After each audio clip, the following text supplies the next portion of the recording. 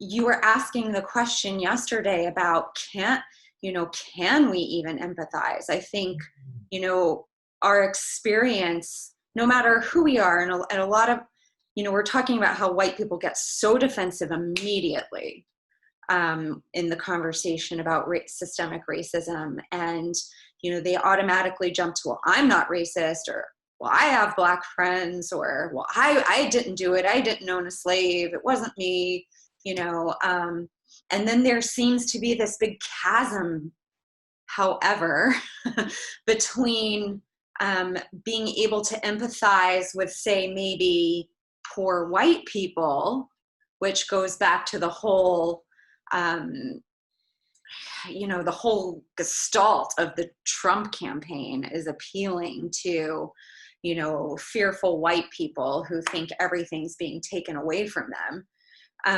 But this inability to even take their most vulnerable moment and use that as a path to intimacy and empathy and listening.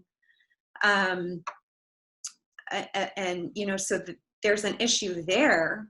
But, I think this also goes to why so many people, white people, and I have even experienced some people of color who, insist that all lives matter. And so I wanted to speak for a moment to the reason Black Lives Matter, as, a piece of that point you made about listening in particular, that when one group has been so egregiously abused and marginalized and oppressed, and just over the course of the history of our country, it is just, our country was built on the backs of Black and brown people, and their blood is on our hands, and honoring that, saying we see it, and then honoring those people by saying Black Lives Matter. What is your thought about, why there is still this contingent of people who cannot say it and cannot recognize that need to then lift up and honor and see and fully put this into the spotlight? So the first thing I would say about that is something we talked about yesterday on the phone. Just letting your viewers know that we did prepare for this, so that you do your homework. So, and that is the question: can I fully empathize, or can white people fully empathize? And I think that's a question that we have to ask ourselves. And I think that the answer for that is different for each person. But I think where we have to start is we have to start with that recognition that it may not really be possible for me to fully understand your situation. Because my wife have been so different, right? Right. And acknowledging that the oppression of Black and brown people has been so horrendous that in many ways, I think it's hard for white people to ever say we could even fathom. Right. And the level of privilege and the level of oppression are so discordant that it's really hard to make that connection. So first we need to kind of empathize with that. Or first we need to recognize that. Can I fully empathize with my Black and brown brothers and sisters? And I'll give you a really quick illustration where this came home to me.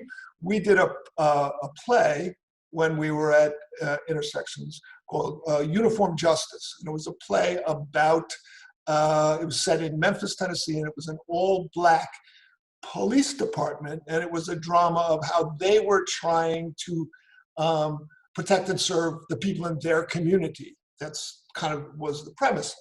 Chuck's and play. What? Chuck's play. Yeah, Chuck's play, right.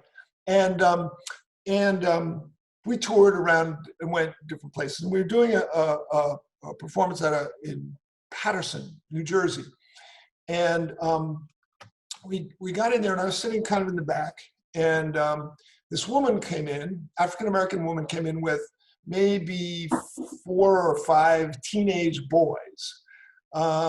They were either, some of them were probably her kids, and some of them were maybe neighbors or what have you. I never was clear about that. And there were, this was a program that was supported by the police, right? And from Paterson. And so we came in, we sat down, and she leaned over to them. They were sitting right in front of me. And she leaned over to them and she said, "Now see, there are police here. I don't want any trouble from you," right? And, you know, and the way she was saying it, and it's been a while, so I may be missing some of the nuances, but the way she was saying it was really powerful to me, because here she was in a situation that was for racial justice. The police were there, the community members were there, there's a big crowd, and yet she felt that she had to tell her teenage boys not to be disruptive because the police were there and what they might do to them. Mm-hmm. Now, as a, you know, okay, I mean, I understand about overprotective parents and all that kind of stuff, you know, but it was so heartbreaking in a sense to me to hear that in this setting, of all settings, or a play about this very issue written by a Black man for this very purpose of exposing and being in dialogue about these conversations about what Black parents have to say to their Black children about law enforcement. That's right. That is powerful. That's right. And I just never forget that. And so that goes to my earlier point then, you know, can I fully understand that? I don't know. Blythe and I, my wife and I, are reading right now Ibram Kendi's book, How to Be an Anti-Racist, which is something that I would recommend white people read, because he draws the distinction between being not racist and being anti-racist. That, you know, I'm not racist is the defensive mechanism that white people often use when accused of being racist, whereas being proactively an anti-racist has a whole different characteristic to it in terms of how one behaves and how one defines oneself and that kind of thing. So anyway, that's just interesting.